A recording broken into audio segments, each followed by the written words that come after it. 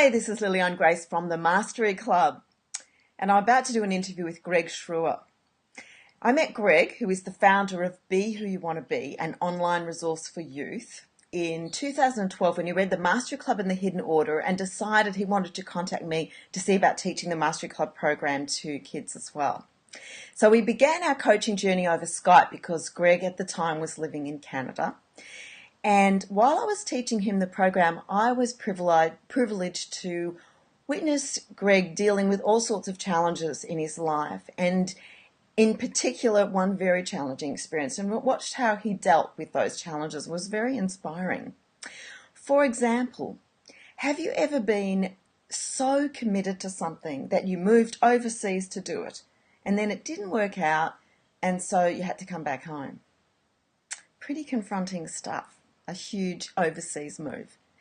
Have you ever been so seriously bullied that you undertook cosmetic surgery to change the way you looked so that you would be more accepted by others and fit in? Have you ever decided to commit to your dreams and then run into roadblock after roadblock after roadblock? Have you ever been really sick with something that made you so uncomfortable that it stopped you in your tracks, you couldn't concentrate on anything else? But then you committed to really understanding that illness and why it was there and how it served you, and you cleared it. Well, those are some examples of the kinds of things I've been privileged to witness Greg deal with over the last year. And let's now hear from Greg himself. So welcome to this interview, Greg. Thank you for having me. It's a pleasure. So, Greg, you started out your adult career as a chiropractor, but today you are the founder of an online resource for youth called Be Who You Want to Be. And yet the seeds for this new organisation that you're establishing really do lie right back in the past in your childhood, don't they? So would you share a little bit about what the connection is between your childhood and this organisation that you've established today? Sure. So when I was younger, when I was a kid, I had big ears that stuck out, really, really far out. Like more than they are today? Definitely more than they are today. If I could show you a photo, I would. And it was tough growing up with that when I was younger.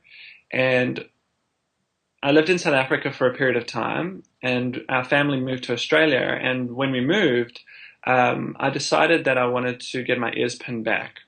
And my parents they helped me with that. And the reason why I wanted to do that is because I really wanted to start fresh in a new country. I felt like if I didn't do it, I'd have to go through the same challenges I went through when I was in South Africa, being bullied because of it. And so I kind of went through this whole process to change my appearance, literally so I could be accepted and so I could fit in.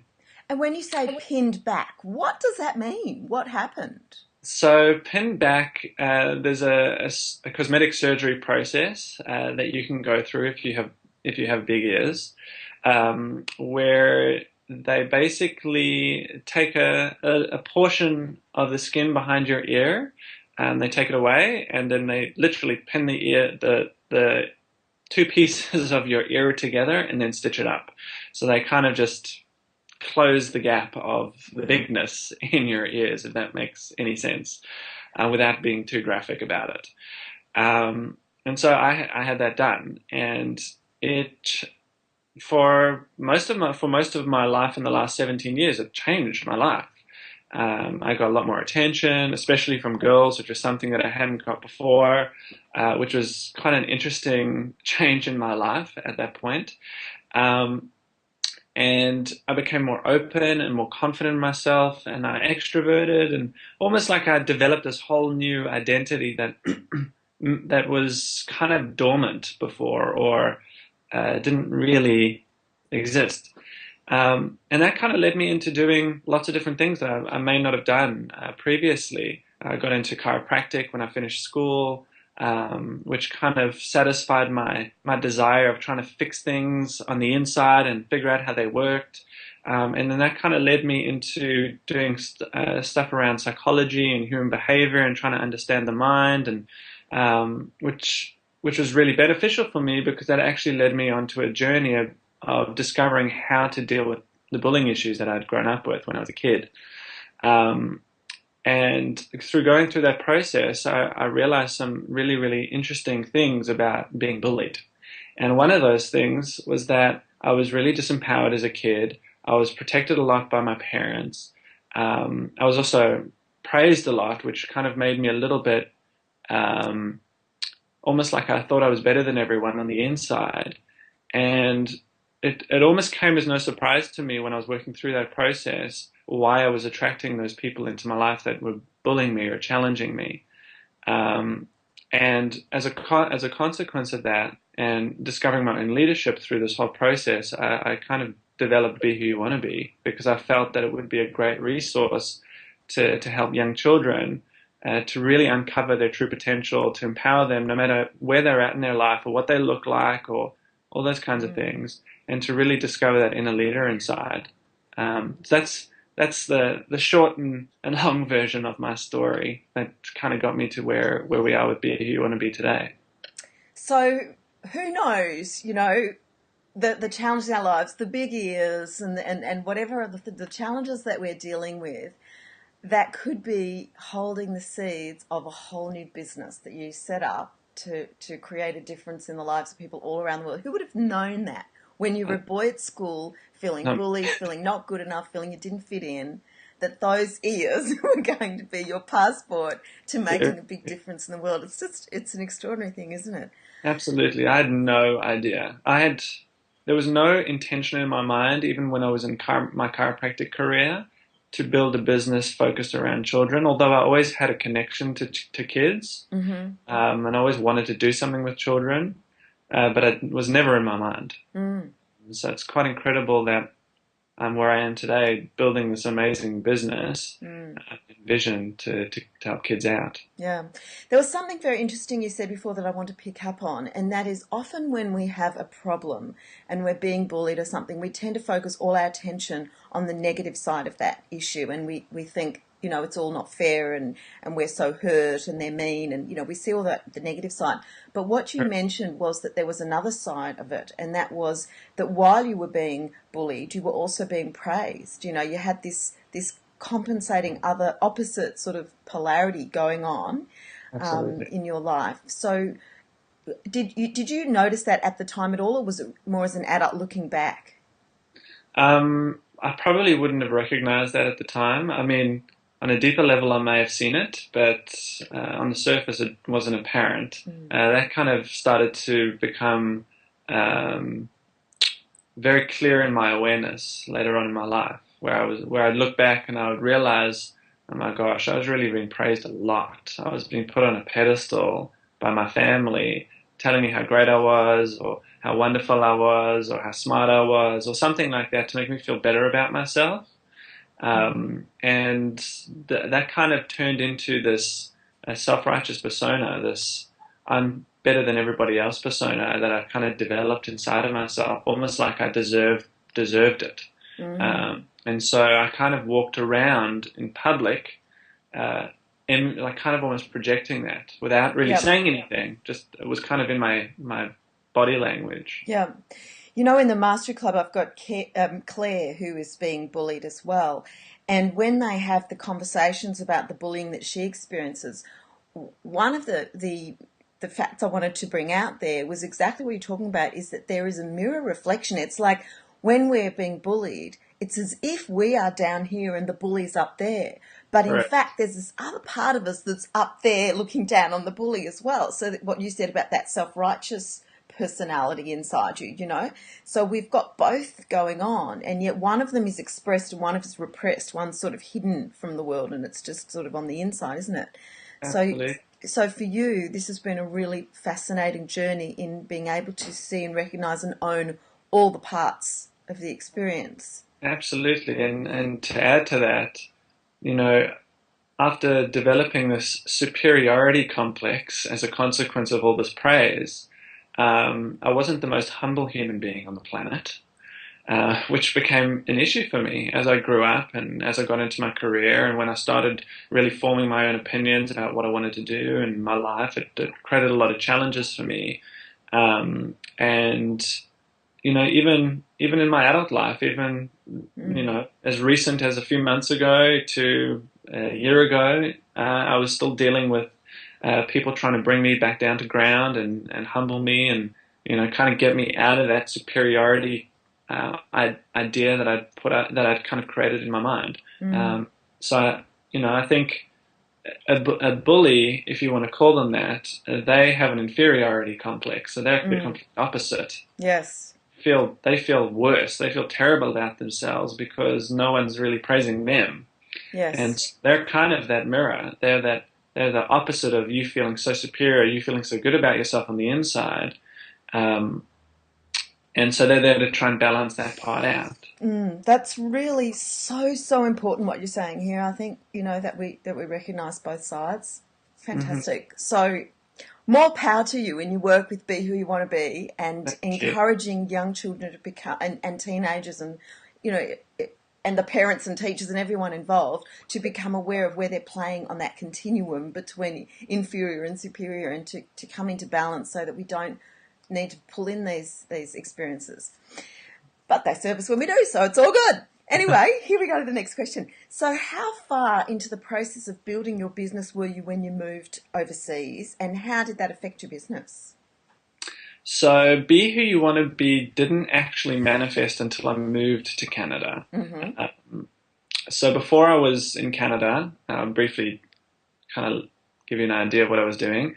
I left chiropractic and I started my own coaching business, just working one-on-one with clients because I really wanted to work with the mind and help them work through stuff on that level. And then we moved to Canada and I was thinking I'd probably be doing the same things in Canada. And about 3 weeks into being in Canada, I woke up.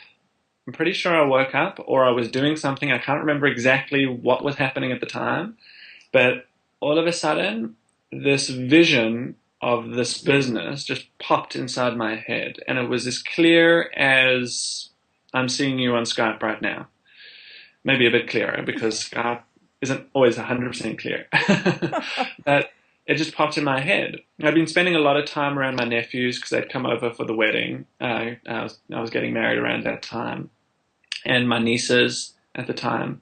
And I guess after spending so much time with these kids, it obviously stimulated something inside of me. It woke something up inside of me.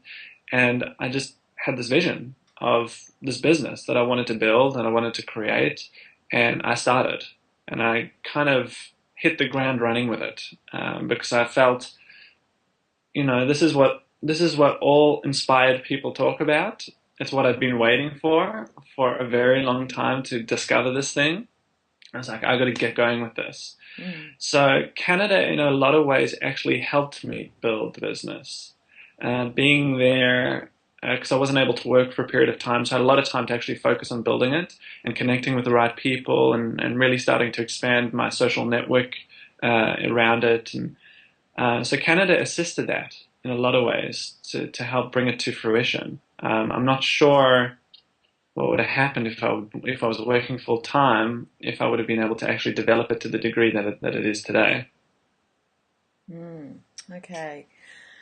So I remember from the conversations we had that you experienced a lot of challenges between your vision and your dream of the business and the fact that you weren't yet pulling in an income from it because, as you said, you weren't able to work initially. And there's a long journey between a starting point and the place where a dream delivers an income, that you can count up in dollars, And Absolutely. so there was that gap and that challenge with I've got a dream and it's not bringing an income, and the family were challenged and around you, and the family were wanting you to go and get a job, do that normal thing. Right. So, and so just sort of briefly, how did you find that process, and how did you get through that?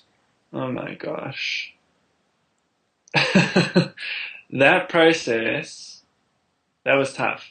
I can tell you one thing I've learnt in the last year since I came up with this. It's been almost about a year actually since I came up with this idea. Oh, Yeah. actually, no, it's been just over a year. Um, I came to realize that when you have a dream as big as this, it doesn't happen overnight. No matter how much you want it to, Yep. it just doesn't happen that way. And I had to be humbled to that many times over the last just over a year. It was not the most exhilarating experience, being humbled every time to the fact that it wasn't going to happen when I wanted it to. And one quick story about that. In the first 6 months of developing the business, I tried to create a funding campaign online for quite a substantial amount of funding for a business that didn't really have anything yet. It was just a concept. And part of the reasons for doing that as well, which I didn't realize until later, was I was also trying to manage a debt situation that I got myself into in Australia. So, and because I wasn't working and I wanted to stay in Canada and not have to come back to Australia because I couldn't work in Canada, I was using this as a way to keep myself afloat, but also try and get the business moving and get everyone off my back and all that kind of stuff.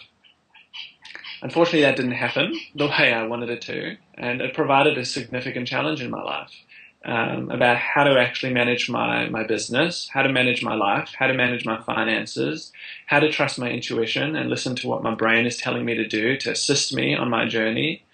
It was a very draining, but at the same time, extremely eye-opening experience.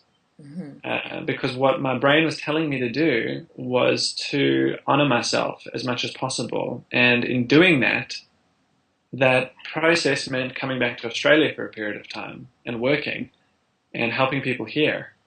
So one, I could deal with my debt situation, but also build my business with integrity because I wasn't doing that. Because I really just wanted to make it happen.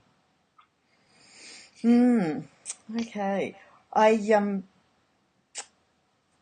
just going to. I've lost a thought that I want to see if I can catch, and I'll edit this out. All right. So hang on a second, because there was just something you said before that I want to see if I can remember what it was, but I don't think it's going to come back to me fast enough. No, never mind. All right. Well, if it comes back later, I'll weave it back in. Okay, so this process was actually so confronting for you that I remember at one point you broke out in a boil, which is like a really painful pimple, blistery sort of thing on the skin. And I remember you sharing in the Skype calls and conversations that we had with each other that what you went through in trying to understand what this boil was telling you, because one of the things that we share as a model of the world is that things don't just happen to us. So there is meaning in everything, and the body is intelligent. In literally every cell of the body there is intelligence. And so our body, there's a mind-body feedback loop, and the body's always talking to us through our health and our illness, and guiding us to become more self-aware of what we're thinking, because our thoughts, it's like if something gives you a pain in the neck, it might be reasonable to get a pain in the neck. If we've have trouble digesting an idea, it might be reasonable to have a stomach ache. So those sorts of that relationship between mind and body is something you and I both appreciate. And so with this boil, you were kind of, what is this trying to tell you? What's the lesson? Because you wanted it to clear up because it was so uncomfortable. So what did you arrive at? Can you remember what the essence of that was about for you? So it's funny when you asked me, when I kind of had an idea you were going to ask me about this, I was like, oh my gosh, that was a long time ago. I need to go remember what that was. But all I'll tell you is this, because I do, as you were asking me the question, I had a flashback of what I mentioned to you. Yeah. For those of you, I don't know if any of you have had a boil, it's like a really bad pimple. Terrible. It's like, I can't even explain it, but if you've had one, you probably know what I'm talking about. And I had this boil in a pretty uncomfortable place. It was on my bum, so it made it quite difficult to sit down and actually just kind of focus, which is something that I was really wanting to do at that point. I was like, I wanted to focus. I couldn't focus. This thing was in my way. It was irritating me like crazy. I just wanted to get rid of it, but nothing I did was kind of working. It was a nightmare. But after taking some time to think about it, because I love the human body and I love understanding that feedback. I took some time to think, what is this boil trying to teach me here? Because it must be trying to teach me something, and the sooner I learn from it, the quicker it'll go away. So I realized a couple of things. The first major thing is that it was trying to get me to stop sitting on my bum, literally, and take action. Sit down. It was uncomfortable to sit down and just focus and do all this, sitting at a desk type of work. My body was trying to get me going in a very weird kind of way, because I've never had a boil in my life. It's the first one I've ever had. And I was like, okay, it's trying to get me moving. Where is it trying to get me moving? And so that was one of the major things that it was trying to get me to do. Another thing that I learned about it is that I was trying to get it to pop, if you want to call it that, or eliminate itself quicker than it was. Excuse me, quicker than it was ready to do so. And so I learned something else from this beautiful little thing on my body, is that you can't rush a process. Yep. You got to let it happen in the way it's meant to happen. So, in life I'm going to use this kind of as a metaphor, but in life we kind of always want to try and bring things to a head faster than they're ready to come to a head. And sometimes we've just got to let the process happen, embrace that process, and then it happens. Which almost sounds a little bit counterintuitive, because we naturally just want to get in there and like make it happen. But unfortunately, the universe doesn't really work that way, and this boil kind of taught me that. So you had to be patient. That was definitely, yes. In so many words, yes. Well, that's great. I love that insight. And it's, the body can't speak to us in words. It has to show us, it's mute. It has to show us somehow. And so to just have this thing on your bum that's kind of, don't sit down, get into action, that's really brilliant, isn't it? It's an intelligence that's operating at a different level. Oh, totally. Yeah.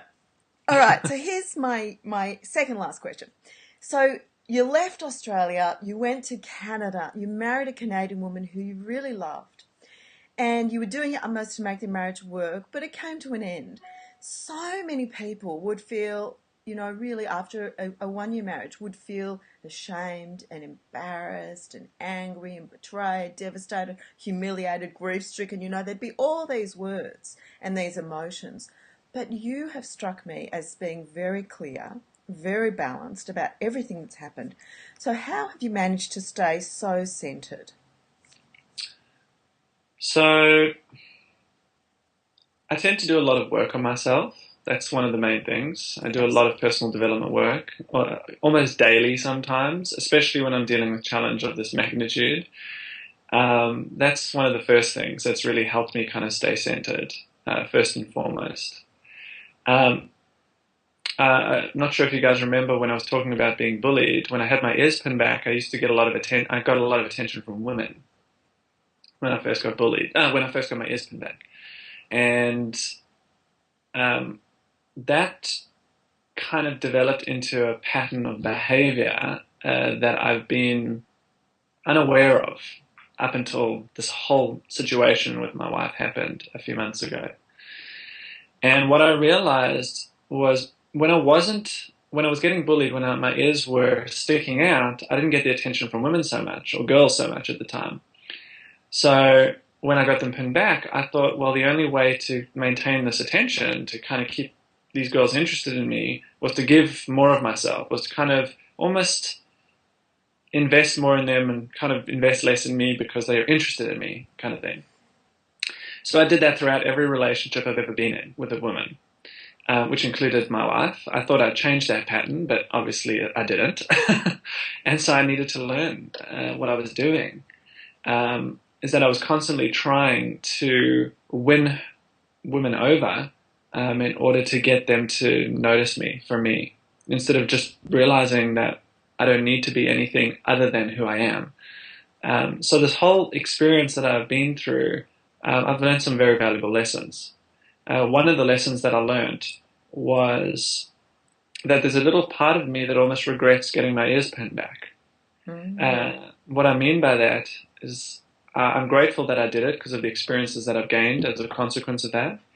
But there's a part of me that almost lost myself when I had my ears pinned back. So I said goodbye to the big-eared kid and said hello to the attractive, whatever, confident, new ears guy, and kind of stayed in that persona for a very, very long time. So I ended up becoming confident, also became a little more arrogant and assertive and a little bit more aggressive in certain ways, and very outspoken. And I really kind of got it more into my self-righteous persona as a consequence of that. And in a lot of ways, I lost sight of that part of myself that made me me, or that makes me me. And this whole experience, with marriage ending, was kind of the catalyst for me helping to start seeing that again about myself and to really start taking ownership of that person again. And it was super important that I did that. Excuse me. In the same vein, I also realized some amazing things about this, is that throughout the last 17 years of my life, living in this alter ego of this pinned back ear kid, I wasn't living authentically because I wasn't owning the other half of my life. I was disowning that part of myself, saying I don't want to be that kid because that kid is painful. Being me in the way that I was when I was being bullied, I associated so much pain with that in my mind that I wanted to avoid being that part of myself, which was the sensitive, kind, generous, very giving, very, loving of nature kind of kid. I can't really explain more than that, but that part of myself. And so I wasn't really being authentically me. And what I came to discover is that my wife, in her amazing wisdom that she probably doesn't even know, has actually helped me become more authentic than I ever have been in my entire life. And the only thing I can really say is that I'm grateful for that. A lot of people would look at a situation like this and hate their wife and be angry, and some of the things that you mentioned, and feel betrayed, and through all the work that I've done to really honor this experience, I can only really say that I'm grateful for her. For helping me get on purpose, because I don't think I was. I think I was trying. And when you say for her helping you and what she's done in helping you to get on purpose and all the rest of it, so is that because she initiated wanting to end the relationship, and so what that brought up for you in seeing the dynamic, how you were playing in the relationship? Is that... Yeah, there were things that I was doing in that relationship and in my life that, even though people were pointing things out to me, I wasn't getting it.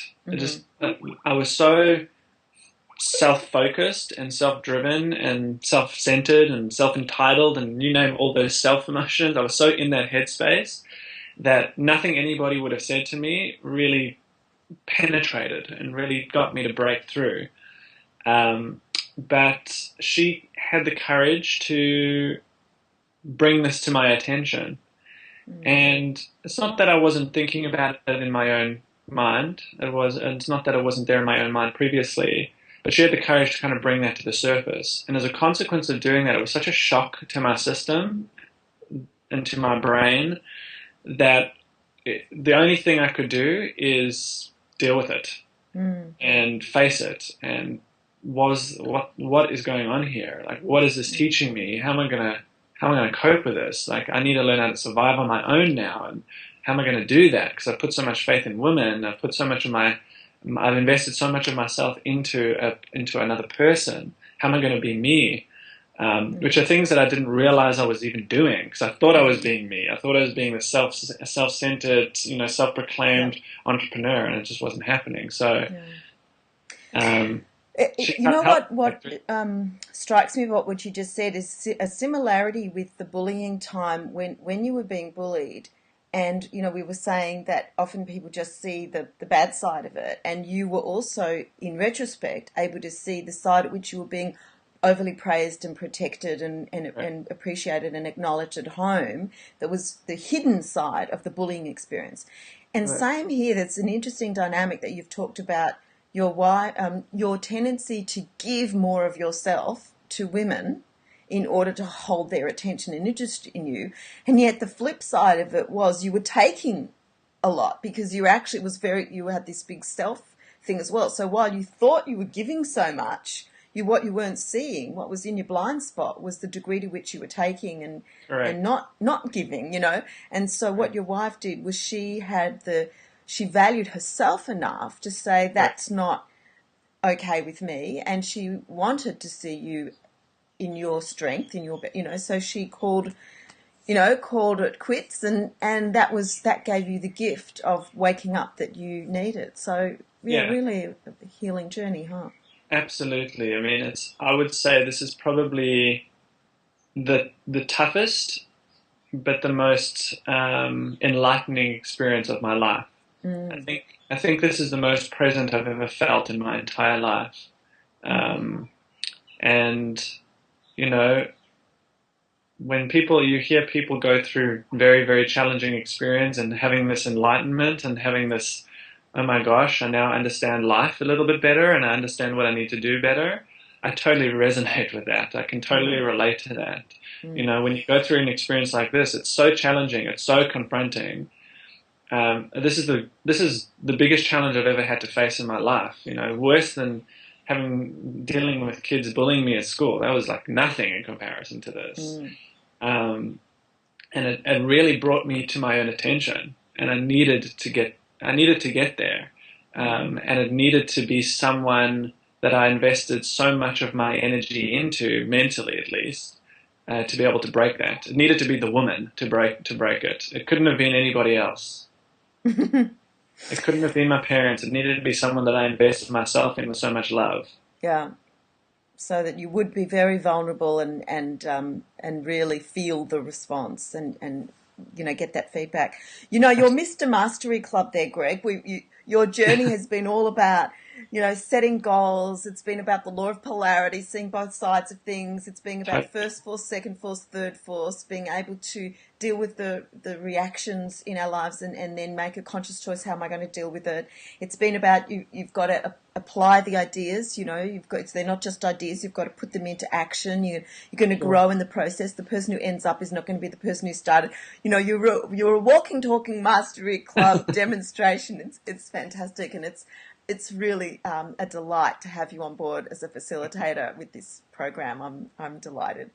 Thank you. So, as a last question before we finish off, just tell us a little bit briefly about what's your vision for the Be Who You Want to Be business. What are you seeing as your next goals? Your priority at the moment is getting yourself established back here in Australia, isn't it? So, Yeah. what's the plan? Okay. So my vision for Be Who You Want to Be stands very much clearly in my mind as something that I want to build as my contribution to the world. Um, my long term goal for Be Who You Want to Be is probably in the next 5 to 10 years. It all depends on what happens in between there. Mm-hmm. Is to build the first school. So that's an offline school. It's an actual physical location, bringing some of the greatest minds on the planet who I've connected with as teachers in that environment to educate and inspire and work towards helping kids really uncover their true potential in life. So really what I'm aiming to do is remodel the education system to a certain degree, Mm.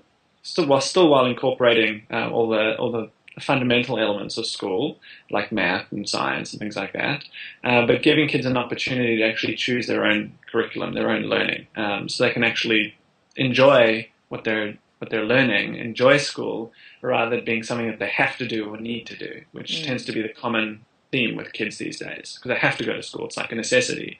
I want to create a school where kids actually choose to go because they want to go, Mm. not because they have to, but because they're going to learn whatever is truly most inspiring to them from year to year to year until they graduate and become the leaders that they're truly destined to be. So that's the long-term goal. The short-term goal is to start building the events brand of my business. So Be Who You Want to Be has a subsidiary called Be Who You Want to Be Events. And the reason why I'm choosing to build that is really to start educating parents and teachers around the principles of the bullying dynamic, around empowerment, about leadership, around different education models, around different learning styles with children, a range of different things that might not be out there in the marketplace in a very concentrated way. And so I want to start educating as quickly as possible. So part of what I'm doing now is getting myself established in other areas that I have value in. So I do a lot of coaching now, and I'm using a technique that I developed to help people just to get some leverage behind myself, so I can start building some of those other core components of the business, as well as the online aspect of the business, which is what I had as a vision right at the beginning. I saw an online resource for kids, like an online meeting place, if you want to call it that, where kids could teach, and they could learn what they want, and they could be mentors to others, and they could do all sorts of amazing things, learn through gaming, and all sorts of wonderful tools. So that's something that I'm also developing on the side with another business partner of mine. And we're just taking it step by step, and I've come to realize that that's how you grow a business, and that's how you grow a vision, should I say? A business, yes, but a vision takes time to grow. Yes. But what I know is it's definitely present on the planet at this point. There are people who have awareness of it. It's got its own website. It's got its own Facebook page with a wonderful community supporting that. So it's definitely coming into reality. It's not just in my head anymore, which is in some ways, just talking about it now, I'm kind of getting a little bit emotional about it, because it's kind of humbling to realize that something you had inside your head is actually starting to manifest, even in its little infancy stage. So yeah, that's kind of the progression of the business at this point. I can relate to all of that. For me, it's the most moving thing to receive emails from readers on the other side of the world, and to have people like yourself from all over the world approaching me wanting to teach my program. It's just the most moving and just humbling and honouring experience. It's fantastic. And I also share your vision for schools and that shake up the educational model and provide our young people with very inspiring and very empowering models and opportunities. So more power to you in that. Greg, let's finish up with perhaps if you would just give your website so that people can go and check it out. Sure. So my website is bwywb.com. That's all you need to do is put that into Google or whatever your browser is, and it'll take you straight to the website. It's quite a resource of information at the moment. It's still growing little by little. We're adding new things to it all the time, like articles and posts, and there's lots of interviews on there of all the different people that I've interviewed. One of them is you. So if you want to learn more about Liliane, if you don't know enough about her already, go learn some and watch her interview. There's heaps of incredible people on there. One of my mentors, Dr. John DiMartini, who is, I know, the inspiration for a lot of the work that you've created.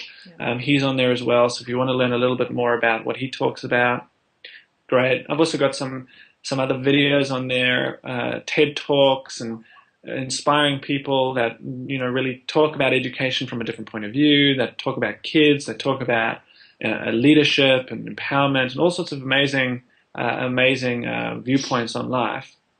I'd go and check that out on the video wall. There's lots of stuff there, and it's going to continue to grow and grow and grow into a wonderful resource for parents and teachers, and as well as children, obviously, in the years to come. Wonderful. And obviously you and I will continue to collaborate as we do have such alignment of our values and vision. So thank you, Greg, for your time today. And thank you. I hope that people watching this will get some value out of it. I'm sure they will. They cannot not.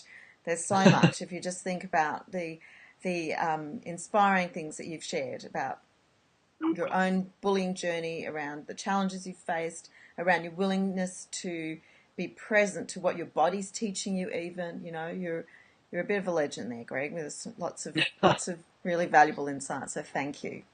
Thank you for giving me this opportunity. I appreciate it. Good.